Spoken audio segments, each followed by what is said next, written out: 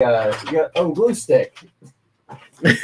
Can't do any harm with the glue stick. No! God damn it. We're live in all the goddams. Fantastic. So we were going to talk about we were going to update on a couple of movies. Yeah. Give it a quick spooky season update on some stuff that we had talked about in our actual Halloween episode. Yeah, well, you see, I don't know if this happened to you, but at the stroke of midnight on October 31st, the calendar reset at Groundhog's Day, but like a whole month's worth. So it's now it was like October 1st, the following day. Thank fuck. Yeah. What's today? Today, judging by the calendar, it's October the 5th. Right, yeah. Definitely not November the 5th. Never forget the Samhain. Anyway, so like it's still Halloween, and we're gonna keep doing that until I feel satisfied. Could be a minute. Fair. But I watched a couple of the horror movies that we had not come out when we did that episode, or part of that episode. Yes. Which was Halloween and Hellraiser, the new one. Yeah. And then Lady Hellraiser.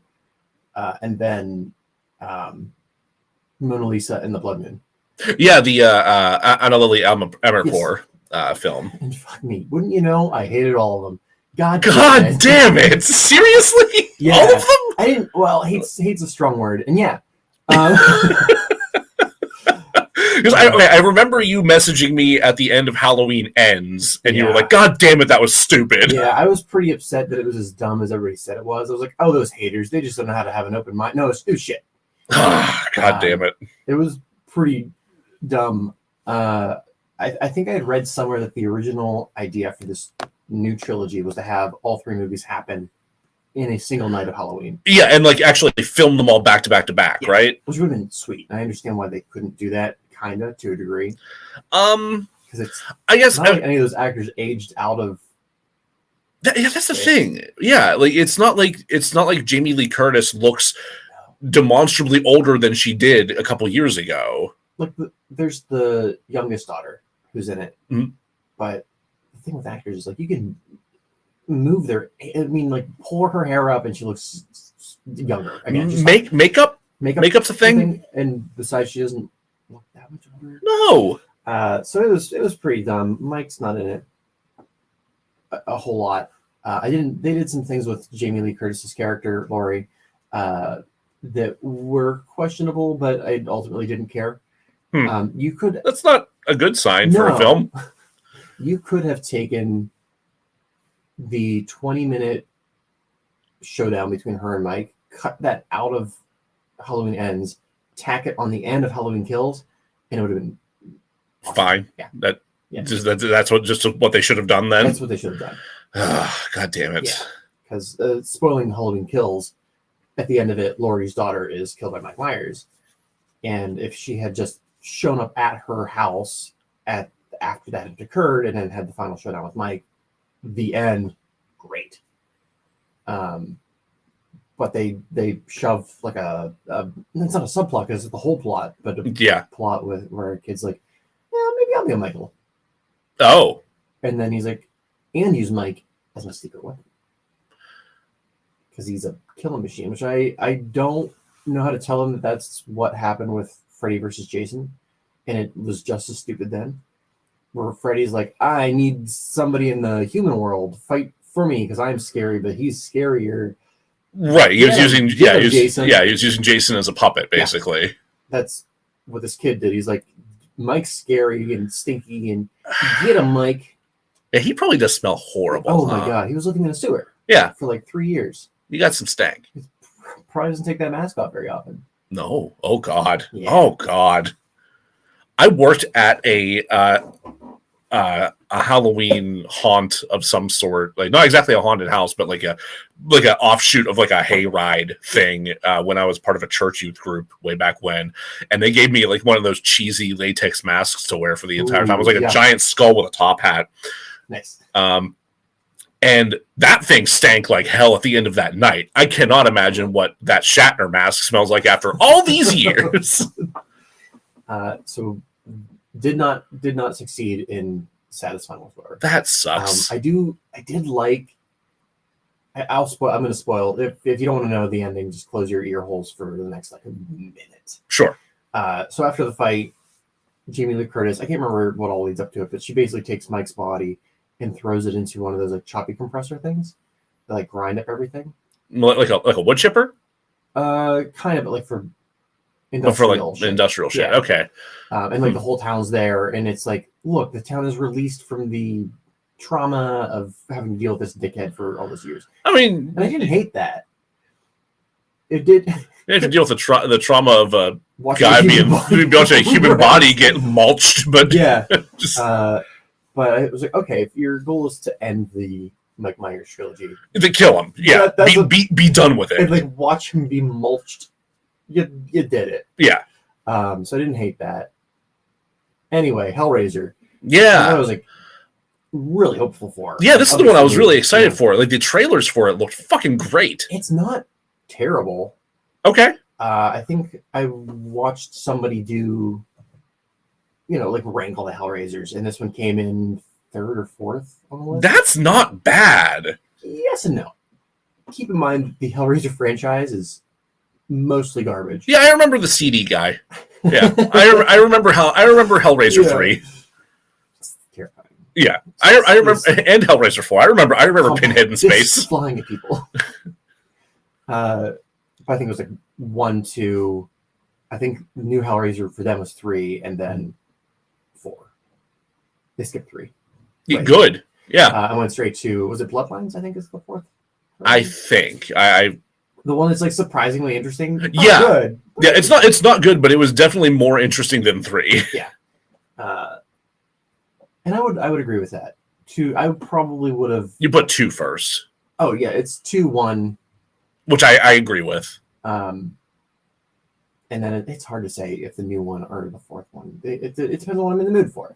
Because the new one, it's really pretty in the way that Hellraiser can be. It's really interesting. Yeah.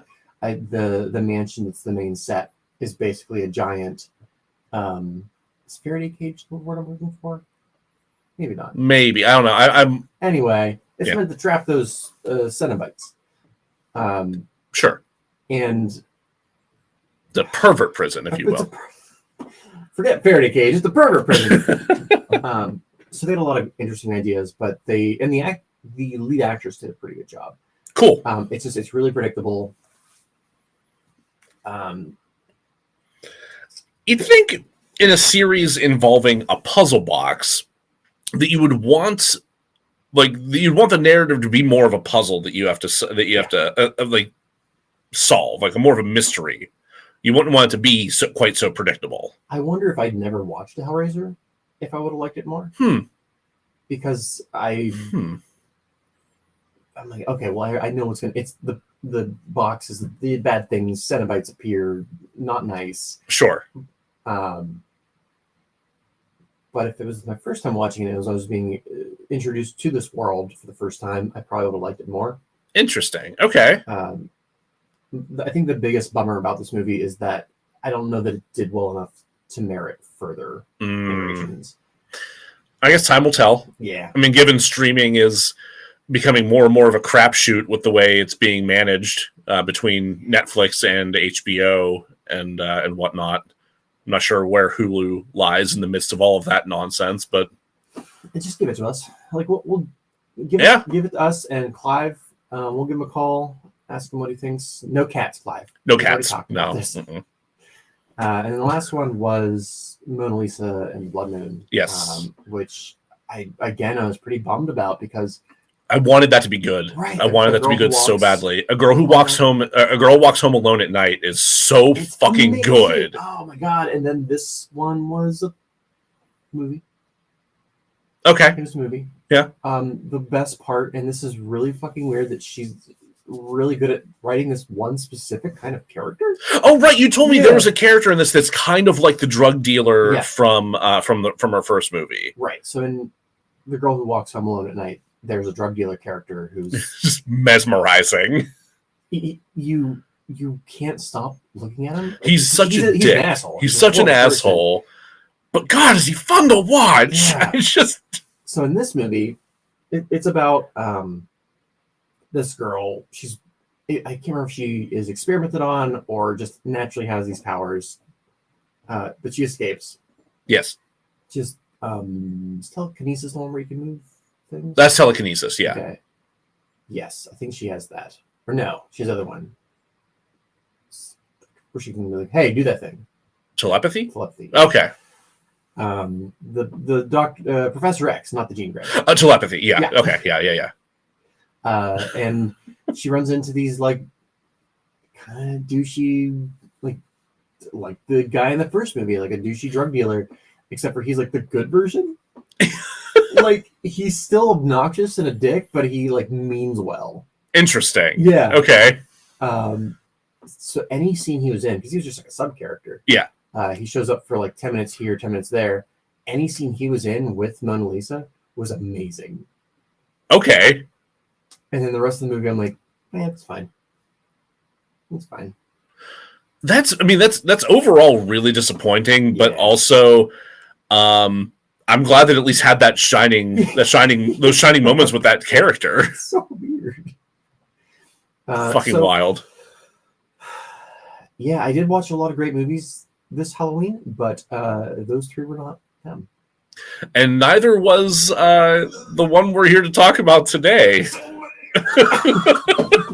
I hate this movie so much, and I'm excited to get it out of the way so that we can talk about the next two episodes that we have planned. Yes. Which we're not going to worry about right now. But I'm going to yell at this movie for the next, 2 episodes. Yes. Welcome to DeRazzled. The podcast takes award-winning worst films and fixes them. Maybe. We're going to try, okay? It's really bad. I'm host Jack Culbertson, here to suffer alongside me, as always. Also host Joe Nealis. Happy belated spooky season, everybody. I mean, early. Yeah. Early? Yeah. Current. Yeah. DeRazzled. We're basically the pathologists of the movie world. Determining what killed a film before reanimating its useless corpse. DeRazzled. Unrazzling movies, unmovies, and Jack's existential dread. I'm working on like a new intro to kind of like encapsulate all of our garbage. Fair. I mean, we've been experimenting a bit lately, right. So yeah, that makes sense. Like 3 months of us being like, we fix good movies. Sometimes. Yeah, we do. That's actually one of this episode is. Yeah, believe it or not. We're doing a traditional episode. But then like last week we did. Well, last week was a deleted episode. Yes. And the week before that was the consolation. Yep. And then we've also been doing the how did this happen? Movie hell? Development hell. Yeah, there's been some development hell going. My God. I feel bad for you already having to edit this episode. It'll be fine. My brain feels like that thing at like bingo halls that they like spin to get the ball out. Oh yeah, those are fun. That's my brain. And the words that are coming out are numbers. I did wonder why you shouted B12 at me whenever I came in the door. At first I thought you were At first I thought you were just telling me to take my niacin. Yeah. But no. You This does clarify the O67 that you shouted at me. Yeah. So yeah, at least there's that. Still going through capitalist hell. Other life bullshit. Yeah. Slowly getting better, but also we didn't want to have another deleted episode repeated the season. Yeah, no, I didn't want to do that again quite so soon. So stop chewing on glue. The Mummy, surprise, the Mummy. We'll just skip to the end of the script on accident. Did we fix it? We sure did. See you next time, or we're sure to. Tom Cruise is. To prepare for today's episode, I've watched The Mummy, The Mummy, The Mummy, and The Mummy. Allow me to summarize The Mummy. Oh God. So, wait. Well, I should get a horse noise ready, shouldn't I?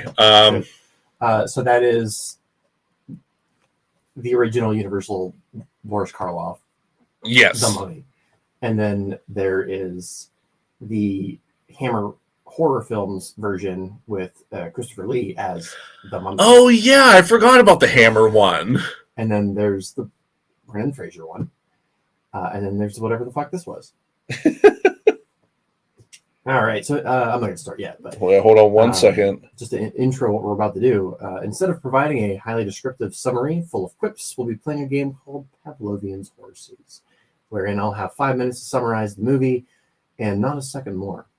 When the timer hits 5 minutes, Joe will blast me with horse sounds. Horses. They're in league with the police, and I hate them for that. Hold 1 second. But before we do, Joe. No, hold for 1 second. Joe's going to remind you to remember, never remember. God damn it. Hold for 1 second. Holding. It's not loading. I'm having. Quit chewing on glue! I'm sorry. God! I had a lighter and you said no. On every vacation at a I swear to God. herbal home, there's someone like you who reunited the family to make. I've got a pen now. Are you happy? No. Yes, I'm Click it. okay. I've got a series of raffle tickets. So, I need to have something to fidget with when we're doing a podcast. Yes. I started with a lighter. Joe said no. Then I got a glue stick, which we thought was a good idea, but then I put it in my mouth.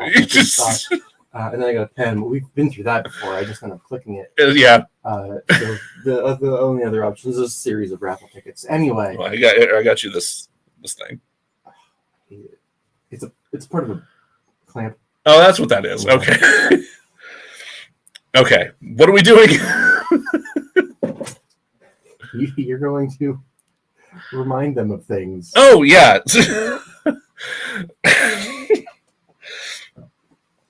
Yeah, no, I should remind you that if you haven't already, please rate and review the show everywhere you possibly can. We're on every podcast platform that you can find out there, or should be. I also would like to thank... God damn, I had a name ready for this.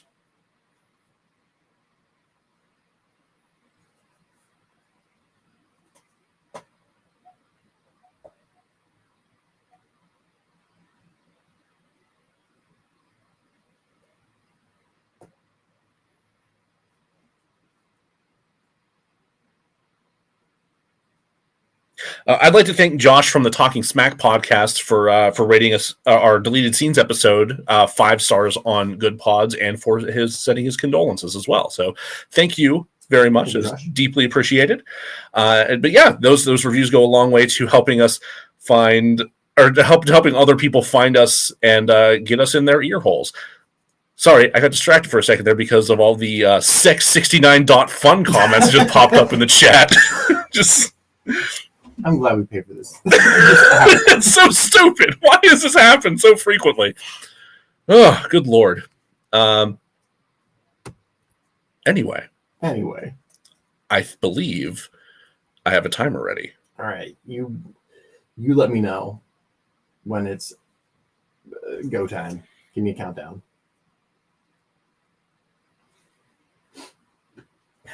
Normally I rehearse this before you get here, but I didn't have time because there's chain smoking. That's accurate. Somebody angrily pissed at me last night. All right. Timer's ready. 3, 2, 1, go. I watched this movie once and that was plenty. I was enjoying our brief interlude of not watching horrible movies, starting with Xanadu, which is a movie no one could have predicted be enjoying, and ended with my journey to Constellation Burn.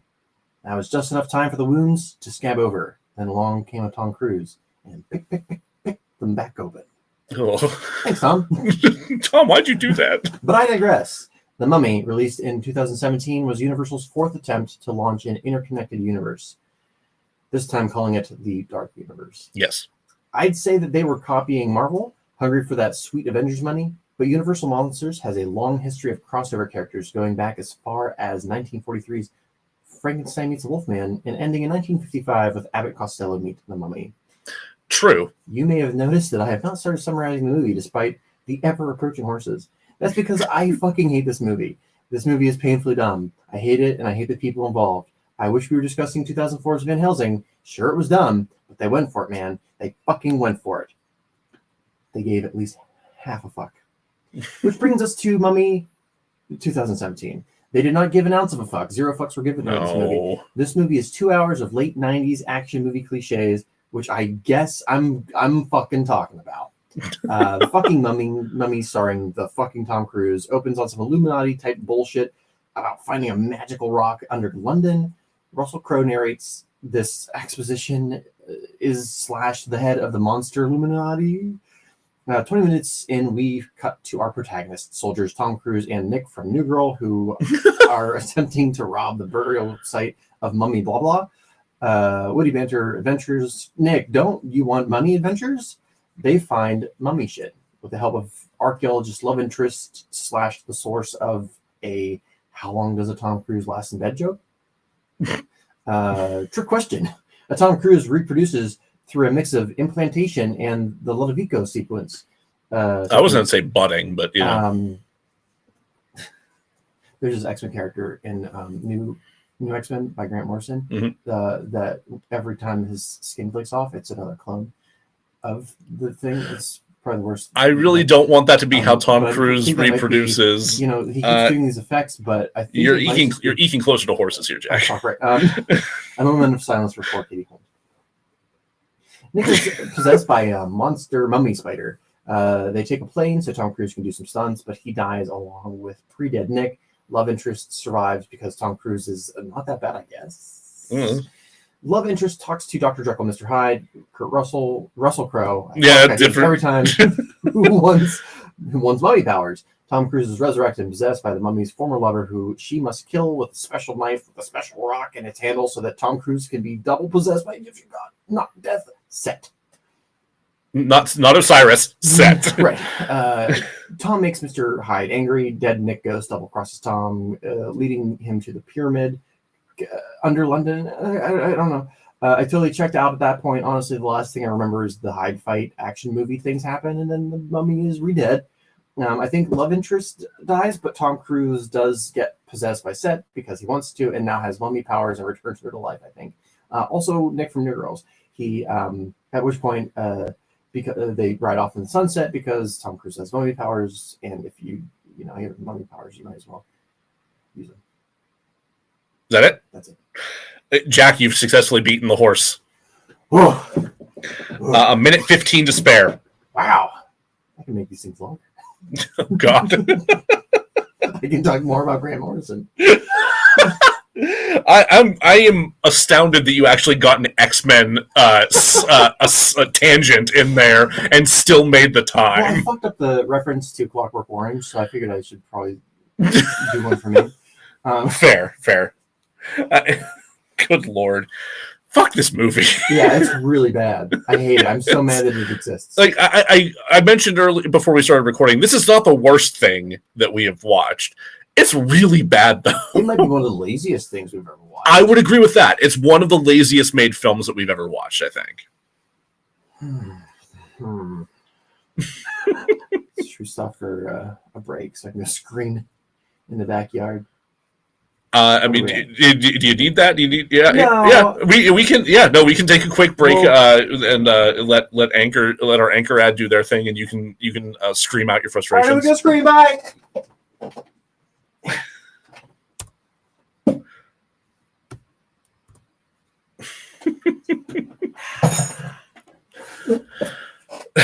What a stupid fucking movie. Fucking movie. Oh, Christ almighty. Find love on the new dating site. sex-69.fun. Has anyone ever once fallen for that? Probably a guy I work with. That one guy's keeping him in business? I swear, this guy, he just is constantly getting scammed because he is constantly trying to hook up with hot women on the internet because his wife left him and he's going through some shit. Oh, sad. It's sad. It's sad, but also he's a creep. So there are reasons his wife left him. Probably.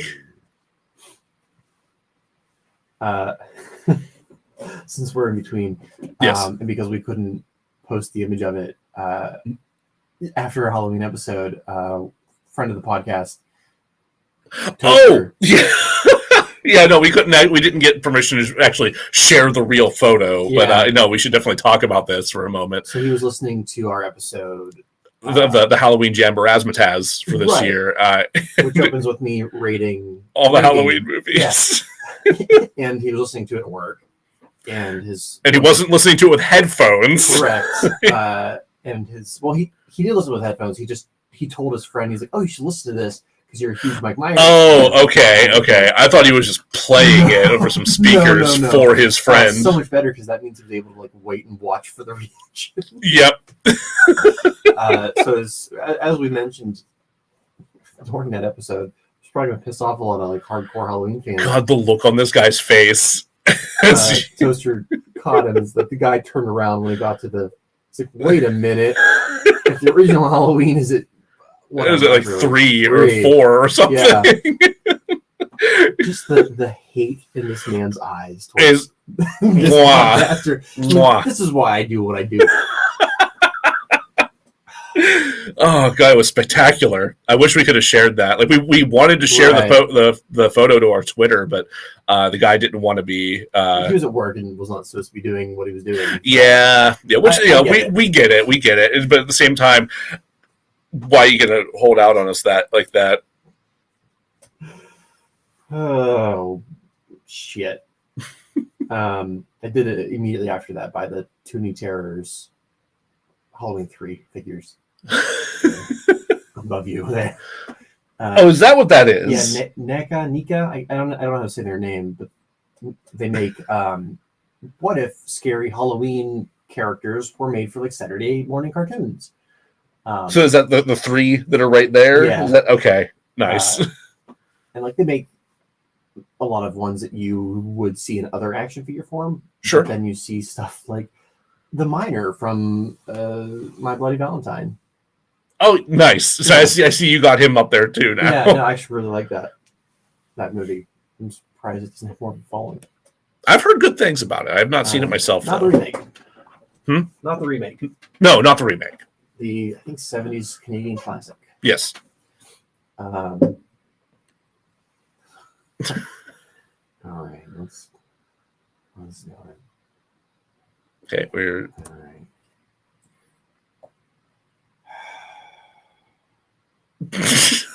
Oh, hey, are we back? Yeah, we're back, bud. Fuck.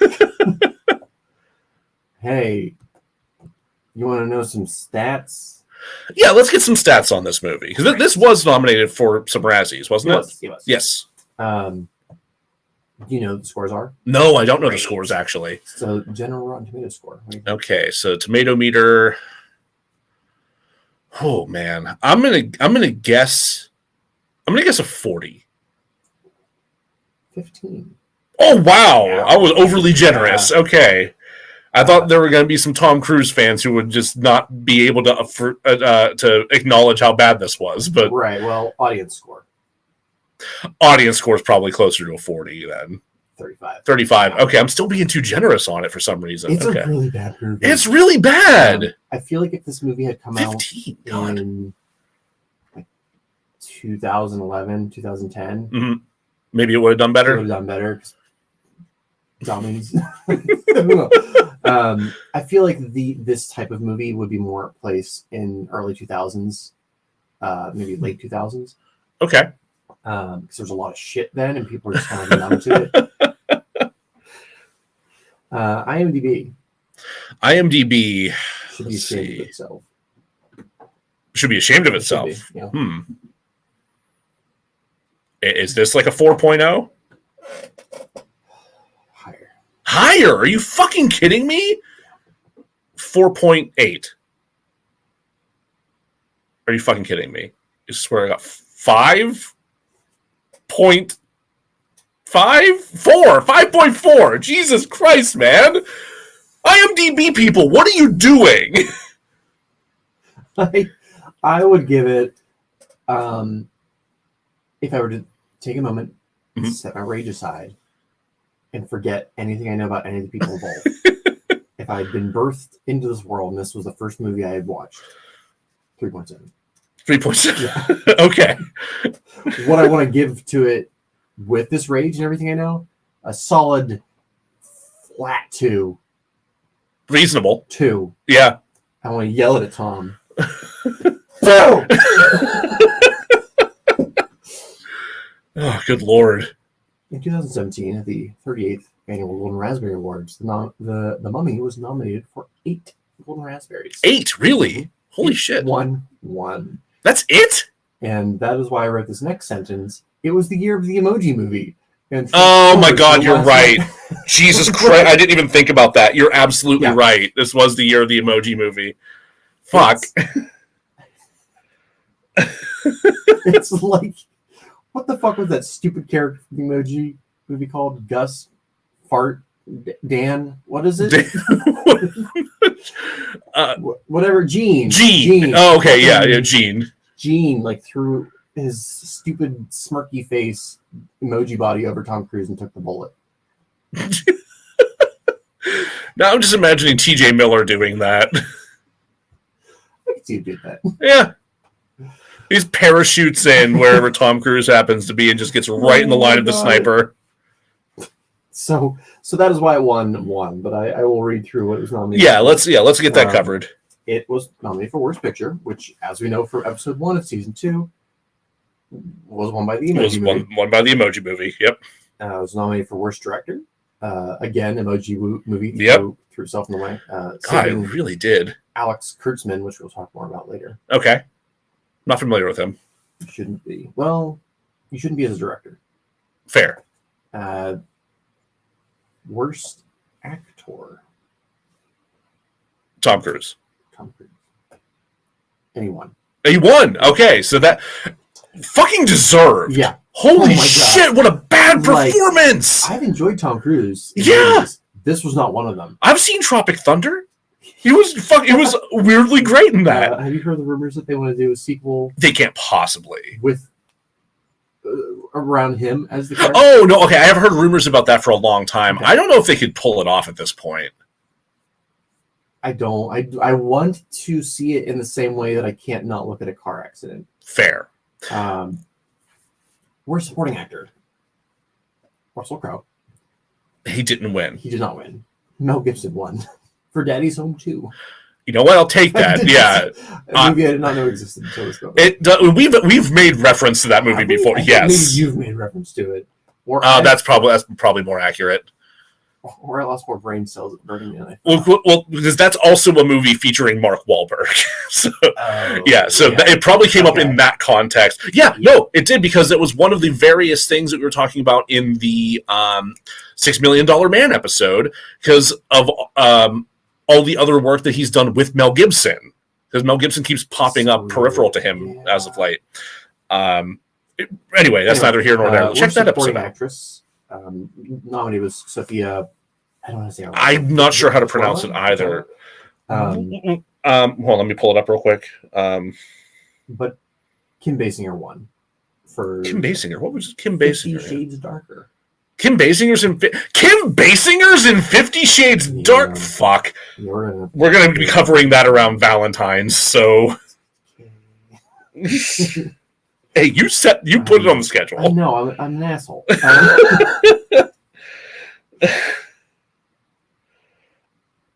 Sophia Boutella. I was going to say Boutella.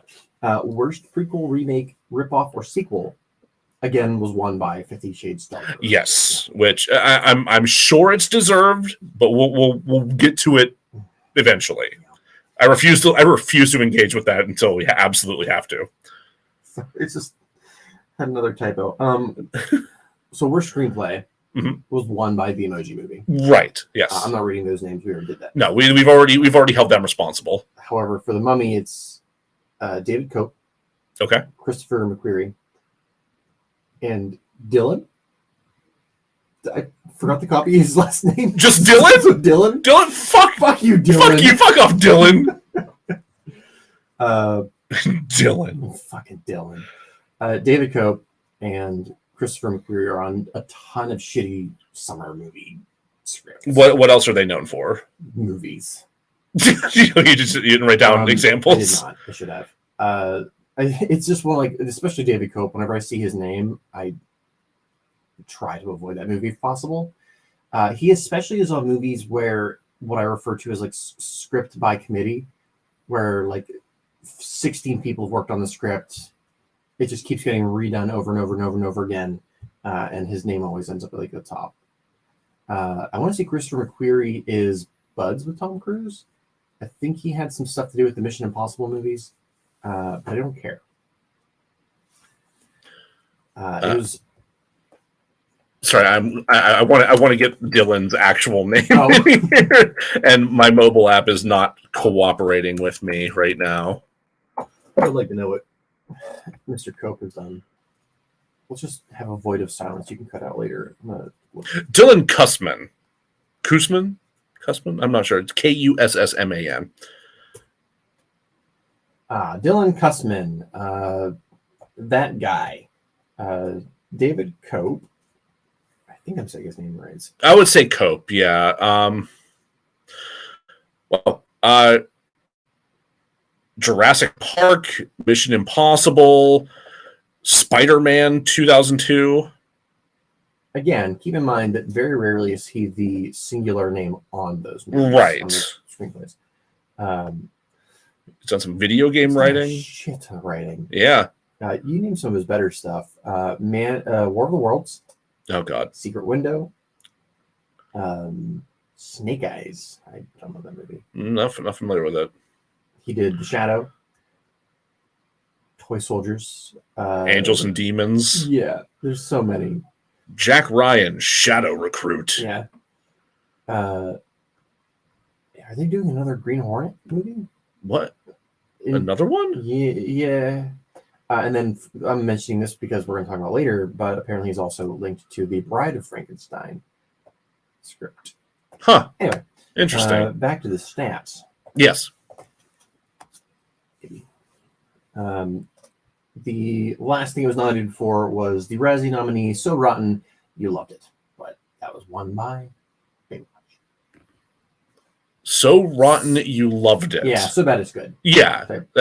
This is not that. I'm a little upset it even got nominated for that. Pretty much like all the best pictures were.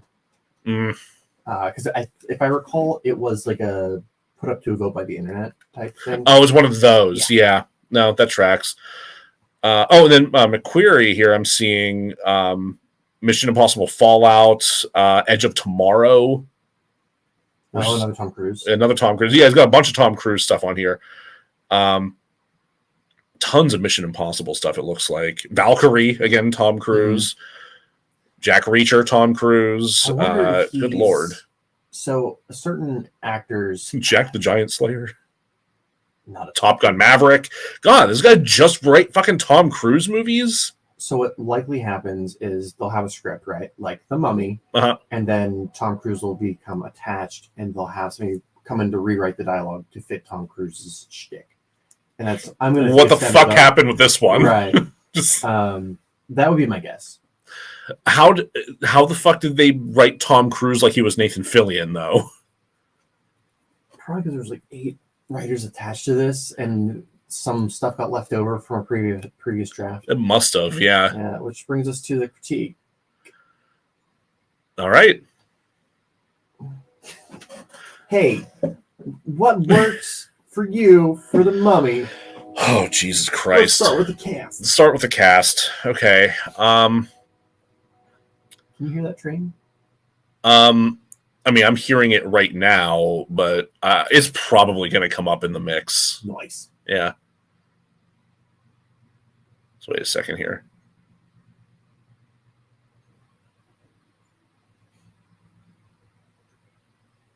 Let me take that again. Yeah, take it one more time. Okay. Let's talk about what worked for The Mummy. Something with the cast. Fuck. It's a genuinely difficult task because I'm not. Yeah, they're all pretty bad. They're all pretty bad. When you have characters making such illogical jumps, decisions, it's hard to like any character. I think the titular mummy, Sophia Boutella. Yeah. did the things that a mummy would do. I think there's an argument to be made that she's the best performance in the film. The bar's really low. The bar's practically on the ground. Yeah. Annabelle Wallis wasn't terrible. She was the love interest, the archaeologist. Like she wasn't terrible, but she was also kind of given shit to work with, and was the most shit. And playing off of what has to be like the worst performance I've ever seen from Tom Cruise. But we'll get to that. Yeah. With Sofia Boutella, and this has been debated, but originally her character was much larger before Tom Cruise signed on, and probably the McCreary fella was like, hey, let's beef up this Tommy part for Mr. Tom. Yeah. And she basically was reduced to like a supporting character, antagonist. She's a visual character. Yeah, it's which I found very frustrating. Yeah. But we'll get to that a little bit more. Tom Cruise or not Tom Cruise. Russell Crowe was serviceable. It was by far not the worst performance I've seen from him. I actually really liked his accent change between Jekyll and Hyde. I thought that was effective. I thought that the CG on him was not, but we'll talk about that later. Yeah. Otherwise, his performance was just fine. Yeah. I think like it could have been better, but good Lord, it could have been worse. Given how shitty everyone else did in this movie, I expected him to be worse than what he was. Yes. After having ridden along with Tom Cruise's perspective throughout this film, I was really ready. I was mentally braced for Crowe to be just dog shit, and he wasn't. I thought he was okay. He was very okay. He was very okay. Yeah. So the story, I didn't mind the secret society aspect. No. Especially with what they wanted to do with having a larger joined universe. Right. I mean, they made it clear right away from the title, or from like the production title cards, that they were setting up the dark universe. Yeah. They did the whole which I think they could have done better. I wanted to see like you do the normal Universal logo and then have it go like film negative colors and then shift to what it actually what it was going to be. But nobody asked me, so mistakes were made. I like when Tom died.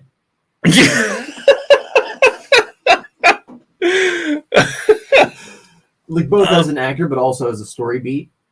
I like the that was good too. Like if you were going to reinforce in any way that this character has redeeming qualities, sacrificing himself to save somebody else is a very effective way to do that. So given they even do keep him to character later on, him saying like, I thought there was another parachute. Just I mean more in like a story structure kind of way where you have the protagonist, you literally kill them off. Yes.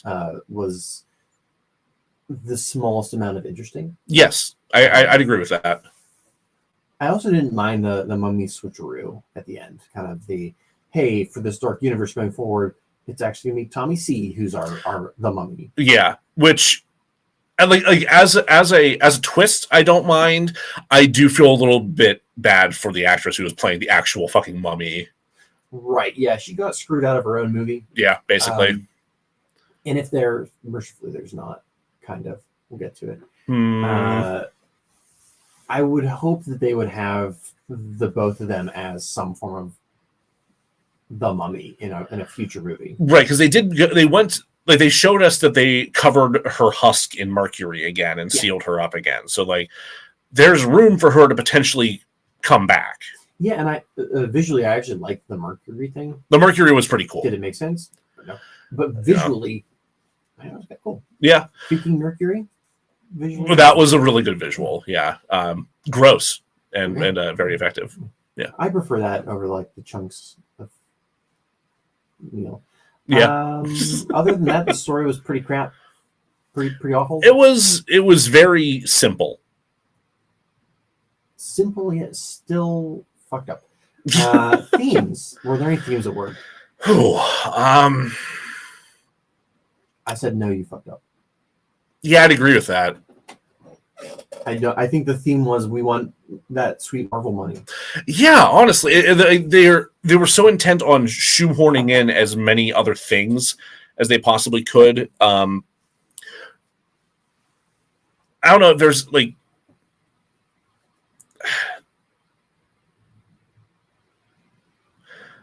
There's like what it means to be a good person. I think they're trying to go something along those lines with Tom Cruise's character.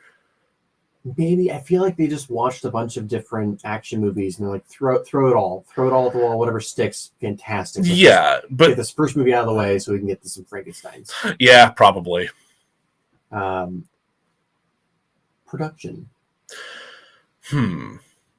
There's a lot that was serviceable. Sure. The score was a score. Score was a score. Yeah, it wasn't a standout score, but it also wasn't annoying garbage that overpowered what was happening. I liked the plane crash scene. The plane crash was well done. I did like that. Did it make sense within the context of the movie? No, really, not particularly, but especially knowing that they were doing the whole Apollo 13. I forget what those are called, where they fly up in a plane and they drop it all of a sudden, so people are weightless. I don't fucking know. Anyway, it's something that they do occasionally for films whenever Tom Cruise is there and demands it happen. Yeah. What is it with him and fucking plane stunts? This man just loves doing weird shit with planes. So writing this script, I just assumed the only reason he did this movie was for the stunt aspect. Yeah. I don't see any other reason why he would sign on to this movie other than to be able to do the plane thing. Yeah, honestly, it's the only thing that really makes that much sense with just knowing that they were doing the plane stunt, they were doing the fight choreo, they were doing the running around in Egypt. Not even Egypt. They never went to fucking Egypt actually, but. I think even I don't know if you remember this, but when they were advertising this film, it was all that plane sequence. It was spooky visuals. There were some spooky visuals. I definitely remember like the sand face coming up over Big Ben, because entirely too much of this movie takes place in fucking London for some reason. So like some of that worked. Like some of the spooky visuals worked, but the overall marketing was largely plane stunt. I liked. There's a really brief scene right after the plane crashes. Where secret society people are looking for pieces that have fallen off wherever. Yeah. And they're under some kind of bridge and the mummy lady attacks them. Yeah. So I thought it was like, oh, okay, this is actually meant to be scary. Yes. The actual visuals of the mummy sucking the life out of people, I thought that worked. Yeah. Also like the animations of her healing and regenerating. I thought that was effective. I thought like that part of the production I think was done well. But aside from that stuff, all right, let's get to it. Let's get to straight to what didn't work. There's so fucking much. Tom fucking Cruise. If we're starting with cast, Tom Cruise does not work in any way, shape, or form at any point in this movie, even with the stunts. Like none of that excuses this performance. It is lacking any kind of energy or coherence. It genuinely, like when I say it feels like he's channeling Nathan Fillion, it's like, no, you stole a role that was written for Nathan Fillion and are just trying to mime or mimic him.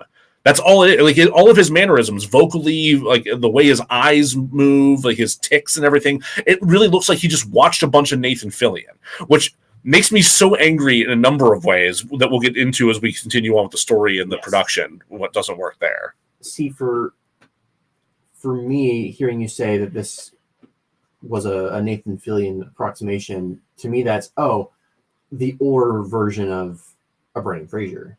Yeah, basically. Which I wouldn't want Brendan Fraser to be in this one. No, we'll get to that as well. Yeah. As much as I fucking love the Brendan Fraser ones, it's just So this was in production for so long. The script was being rewritten over and over and over again. Okay. That I think there were bits and pieces of previous drafts that were mixed and mashed, kind of like piecemeal together. And Tom Cruise's character specifically changes scene to scene, and like what he's trying to do. Yeah, there's no consistency. Like there are scenes where he's a Nathan Fillion, Brendan Fraser type character. There's also scenes where I'm like, okay, this is like a Mission Impossible Tom Cruise. And there's like, oh, this is like a Tom Cruise from Top Gun era. Like, which version of Tom Cruise are we getting? Yeah. But also, what kind of hero? Like, does it want to be a Jurassic Park kind of action adventure? I don't know. But it's genuinely a good question. Yeah, this literally, and you're not fucking kidding whenever it comes to this script being in the works for a long fucking time either. I just pulled up the stats here on IMDb about this.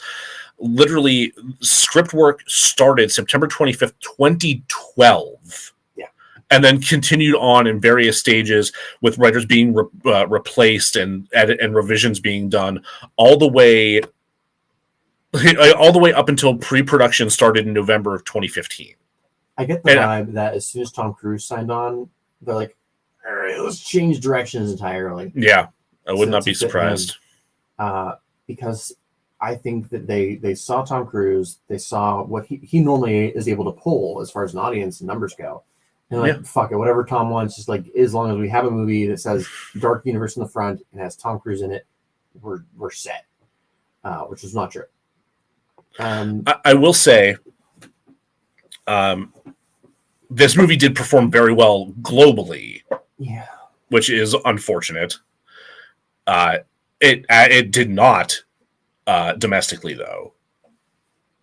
So, God, I can't say this for certain, but it's not unusual to have a film company kind of bank on the international numbers. Yes, yeah. I mean, we see that more and more these days.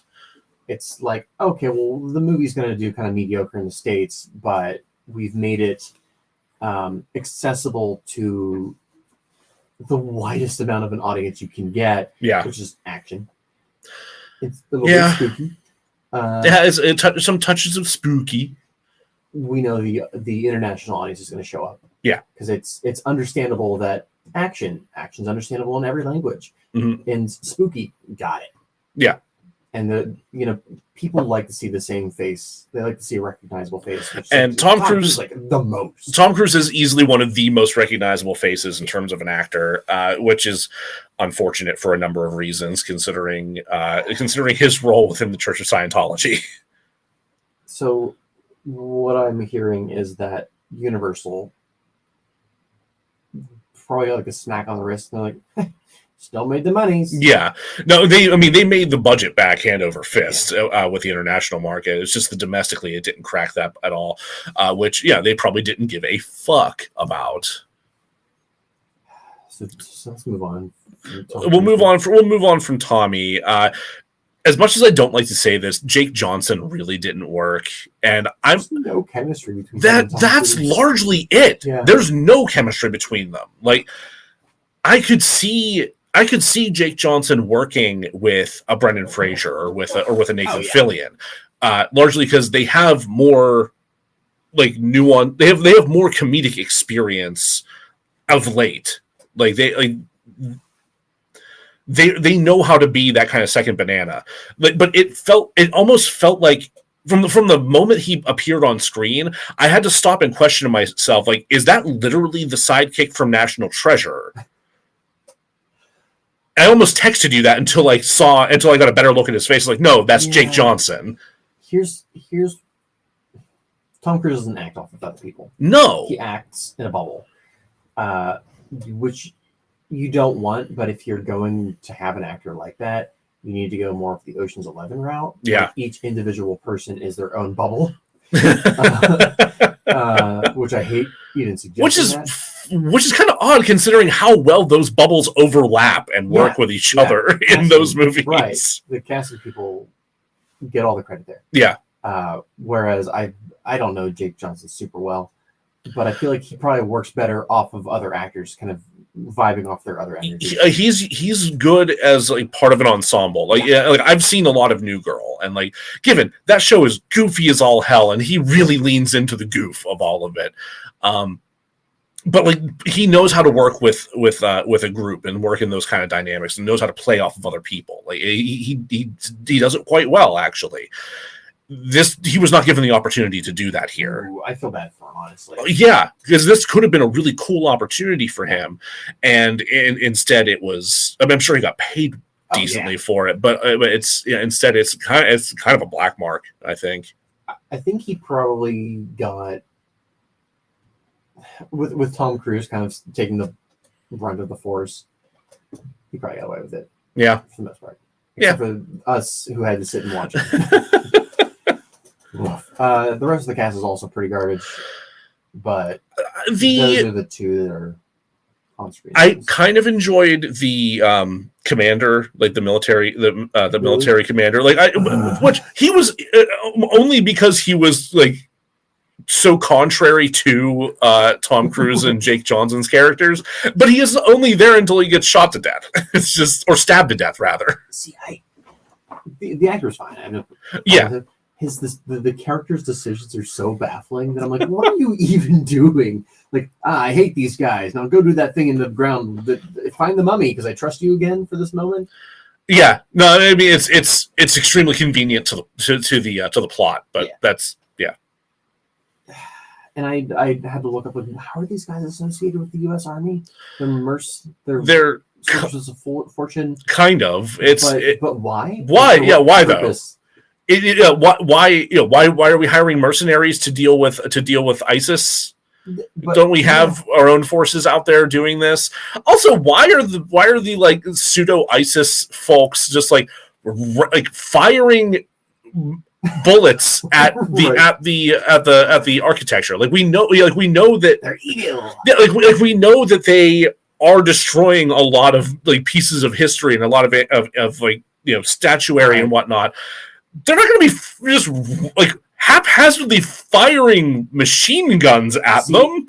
Bullets are a resource. Did I miss that plot point where they were talking about evil terrorists destroying artifacts? I mean, that's just something that you know personally. No, I mean they do briefly mention that's like a thing that's happening, but it is completely abandoned after they fire the drone. The missile is fired by the drone and opens up the hole where they find the Egyptian tomb underneath why they're in Iraq. So that would have made. I was so confused. Like, why is Tom Cruise there? Why is he working with the U.S. Army? Yeah, no, it's to combat ISIS. Okay, is ultimately ISIS is destroying because ISIS is ISIS and is a terroristic organization that is also destroying not Egyptian artifacts, Iraqi, like Mesopotamian artifacts. So they go out of their way to point out Mesopotamia, modern day Iraq, and then machine guns. Like, no, you're in modern day. What are you doing with these fucking title cards? What are you doing with these? Good Lord. I must have zoned out for that moment. Fair, honestly. Because that's all just right on the heels of just a bunch of really boring Russell Crowe narration. Of a movie, I think it's just shy of 2 hours. It is over 2 hours. Barely. It is barely over 2 hours, but it is over 2 hours. Half of it is exposition. Yeah. There's so much exposition in this stupid movie. Extremely exposition heavy. Oh, wait, no, it's not. No, it's not. 111 minutes. That doesn't seem right. It feels much longer. I swear to God it was longer than that. But regardless. Now, moving on to stories. We've kind of transitioned into that. We're kind of already in the middle of that here. Yeah, no, the motivations for why people are doing these things is very not clear from the jump. And then is just kind of pushed along and cajoled to fit plot contrivances. It just and whenever I watch a movie and I see that to me reads as a symptom of endless script rewriting. Yes, which I mean, like 5-6 years of doing that will, or I guess like 3-4 years in this case, but still, that's a lot of script rewriting. Also, pick a fucking tone. Pick a fucking tone. Good Lord. Is it scary? Is it action adventure? Is it a buddy? Is it a buddy comedy? But the whole haunted conversation between Tom Cruise and Jake Johnson in a woman's bathroom was like almost entirely unnecessary. Yeah, I don't think I mentioned it during, or I did really briefly. So Jack Johnson is killed. Jake Johnson. Jack Johnson's a musician. So Jack Johnson is killed. R.I.P. Sorry, Chrissy Teigen. Jake Johnson, Peter B. Parker. Yes. Is killed. And continues to show up to he force the plot along. Yeah, he's like because we know that they are both cursed. He cursed because he got bit by a camel spider, which is weird. It's really dumb, and it doesn't make any sense as why that would be what happens there. They're scary looking. They are. I mean, they're big fucking spiders. I did not like them. No. Like, it makes more sense for Tom Cruise's character to be cursed. Like, we get that whole, because he's ultimately what frees Amonette from the mercury pool or whatever. Yeah. So yeah, he shoots the protective barrier like a fucking idiot, and it raises up, and he makes eye contact with it and becomes cursed. Sure, I can follow along with that. Why does the spider bite do it? Why does the spider bite do it to Jake Johnson's character? And then why does that mean that he gets to haunt Tom Cruise? Plot reasons. Also, when the hell would he have had the opportunity to go back and get his body at the end of the film? Huh, yeah, and that little bit of further sequel bait shoehorning that they're doing in the final moments. So the entire second episode of this 2-part series is basically the forcing of the dark universe into existence, and the many times that Universal has tried to make it happen. Excellent. They tried so hard to will it into existence. Yeah. To say it's happening because we're saying it's happening. Mm-hmm. It's happening. It's happening. And you can really tell whenever they're bringing Tom Cruise's character into meet with Jekyll, all the bottles and jars filled with fucking mermaid tails and Black Lagoon monster parts and literally just a Dracula skull. Also, the book from The Mummy. Yeah, and that is just a quick visual reference that you're only going to really get if you've seen the Brendan Fraser Mummy film. Which, if you're going to watch The Mummy, watch The Mummy. With Brendan Fraser and Rachel Weisz. Yes, it's fucking great. I don't remember if the sequel's any good or not. It's been so long since I've watched them, because they did a whole Brendan Fraser trilogy of those, if I'm not mistaken. Plus a spinoff. Fucking Scorpion King. I swear to God.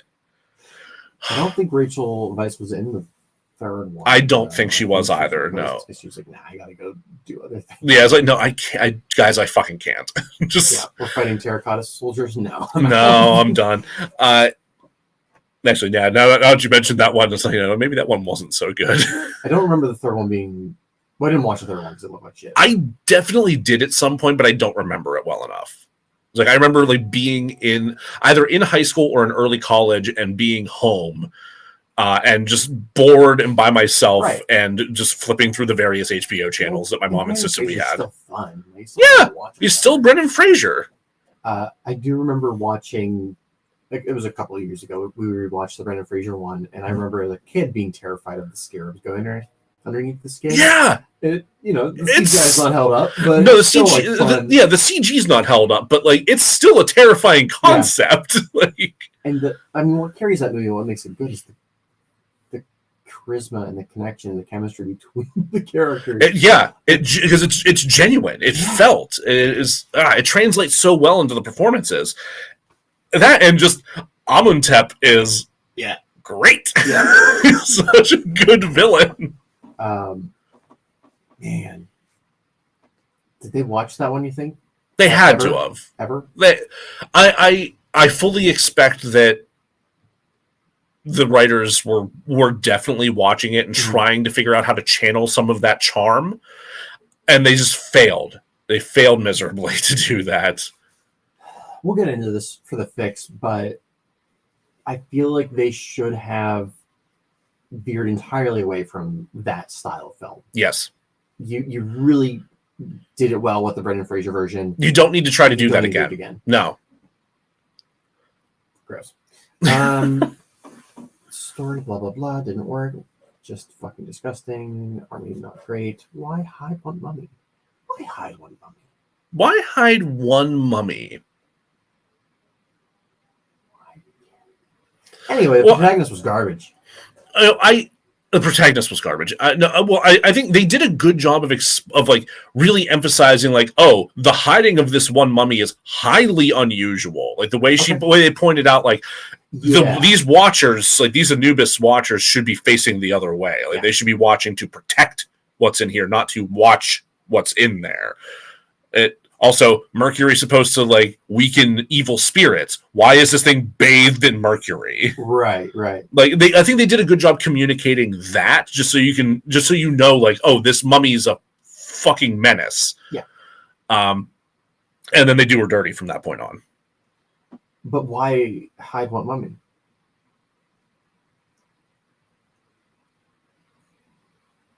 What? Why hide one the mummy? Why?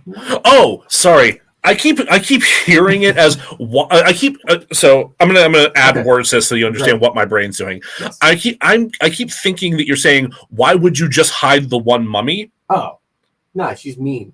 She's mean. Yeah. No. Yeah. Why does Edward Hyde want the mummy? Why does Dr. Jekyll want the mummy? Why does Dr. Jekyll want the mummy? And then ultimately, why does Mr. Hyde want the mummy? Right. Yeah. Good fucking question. That's wildly unclear.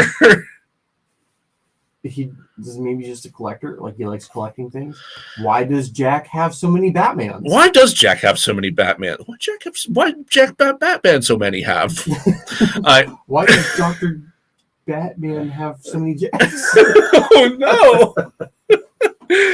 Oh my god! Hey. So I think like they're trying to hammer in some narrative that Hyde is leading or Jekyll is leading like a force to combat evil, right? Isn't that kind of what's happening? I didn't get it. I think that's what's going on. Is that Jekyll's fucking not the Templars from Assassin's Creed are trying to eradicate evil and maintain some kind of peace and order. That's the other thing that doesn't fucking work about this whole story is that it really feels like they just took aspects of Assassin's Creed and aspects of Uncharted and then jammed them together with monsters to try to make a dark MCU. Here's what happened. The boss Universal movie Monster Man. Uh-huh. He wanted the money. And he saw these writers over here. Mm-hmm. He's like, they have written movies that made money. Sure. I will call them and say, here's a movie. It's called The Mummy. Make me money with mummy. And they're like, we don't want to, but we do like money. So we'll write it. Sure. I guess. And they did. They did. Yeah, they did eventually write it. We have it. It's there. Yeah. No one wanted to be there. No. I don't think a single person who worked on the movie was excited to be there. There was one grip. There was one grip. Yeah. I love that job. Buoyed the entire production. Even Crafty was like, fuck this. Fucking no, we're just you got some lettuce. You got saltines and Kraft singles. Fuck off. Fuck this movie. Hey, let's go. Let's go. All right. Yeah, I wish we can go home. Yeah. I think we've said all that we need to say for part one at this point. I don't want to talk about how bad this movie is anymore. It's bad. There are a lot of The Mummies, 4 in fact, that I watched. Yes. If you're going to watch 3 Mummies, skip this one. Yes. If you had to pick 3 out of the 4, then it's Fraser, it's Karloff, it's Lee. Yeah. In that order. And if you need to watch a 4th The Mummy, if don't. you really had to. there's got to be an episode of Scooby-Doo you can watch instead. Right. There's just... Or watch Abbott and Costello meet the Mummy. You know what? There it is. Yeah. No, I would happily watch Abbott and Costello over this. Hey, Joe, where can people find us if they want to? Hey, if you want to find us in places on the social medias, you can definitely do that all over the place. We're on Facebook at DeRazzled Podcast, at Instagram at DeRazzled_podcast, on Twitter at DeRazzled Pod. For now, we'll see how that goes. And on TikTok at DeRazzled Podcast. If you want to send in a suggestion for something we should cover or some merch that we should sell on our Redbubble store at DeRazzled Merch, then you can email us at DeRazzledPodcast@gmail.com. And of course, like we said, if you want to rate and review or subscribe or whatever you do, we are fucking everywhere. So please do that to help people find us even more. Because we just recently, as I mentioned at the beginning of the Deleted Scenes episode, we just recently crossed 5,000 overall plays. Yeah, we did. Which fucking rules. Gotcha. You guys. Idiots. Oh, God. You guys never cease to razzle dazzle us. And we, it's so hot. God. No, we love you. We appreciate it. And we will be back. We will be back next week to continue with this horse shit. And as always, we will razzle dazzle you.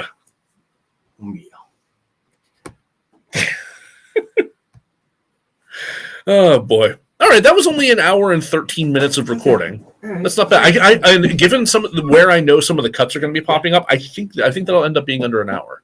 There's also some dead air where we were. Oh yeah. Oh, absolutely. No, not render. Save project as in video. All right. Ship this off and then go video.